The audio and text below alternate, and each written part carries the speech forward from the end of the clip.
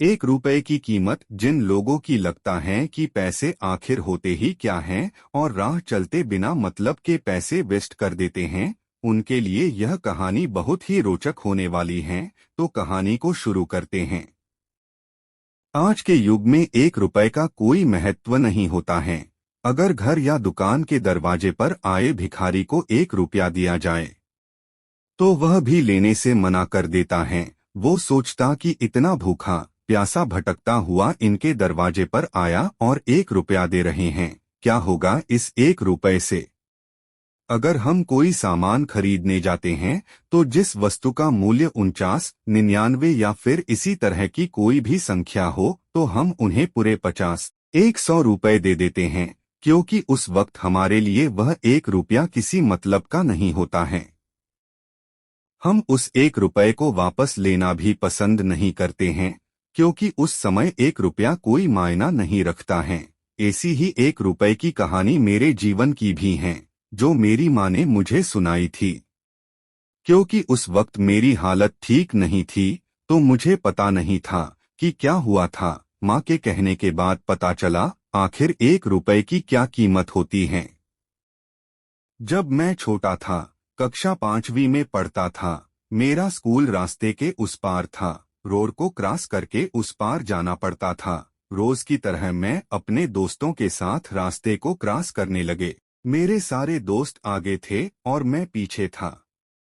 उन सभी ने रास्ता क्रॉस कर लिया था और मैं भी पार करने वाला ही था, लेकिन अचानक एक कार से मेरा खतरनाक एक्सीडेंट हो गया।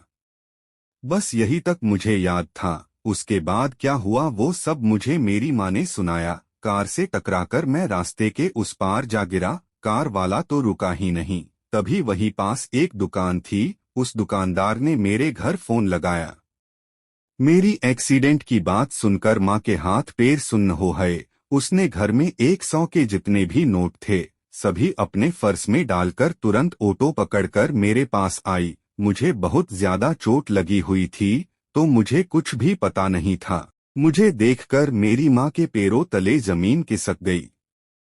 माँ मुझे शहर के बड़े हॉस्पिटल में लेकर आई। हॉस्पिटल में तो मरीजों के इलाज के लिए पर्चे बनवाने की बहुत लंबी लाइन लगी हुई थी। मेरी माँ भी लाइन में खड़ी हो गई, बहुत घबरा रही थी। थोड़ी देर मेरी तरफ देखती तो थोड़ी देर लाइन की तरफ, कब आएगा नंबर यही सोच रही थी।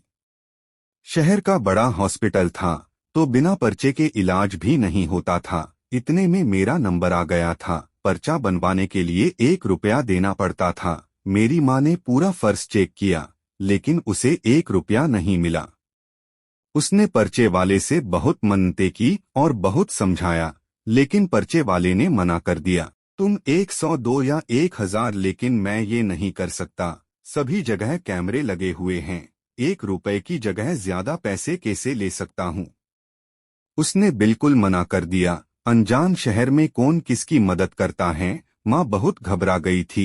इतने मने मेरे दोस्त मुझे मिलने हॉस्पिटल आ गए। उन्होंने मेरी माँ से पूछा, ये क्या अभी तक इलाज नहीं हुआ। माँ ने रोते हुए कहा, नहीं, 1 रुपए के कारण अभी तक मैं अपने बेटे का इलाज नहीं करवा पाई।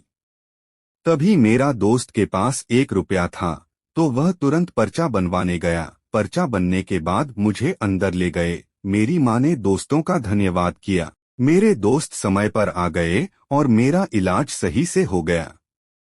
तब से उस 1 रुपए की कीमत मुझे आज तक याद आती है। वह 1 रुपया उस वक्त मेरे लिए मेरी जिंदगी था। उस वक्त 1 रुपए की जगह 1000 रुपए ने भी काम नहीं किया।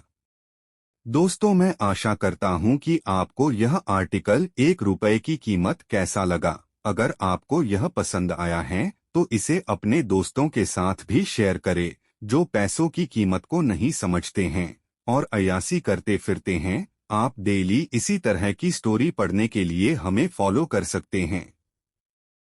धन्यवाद।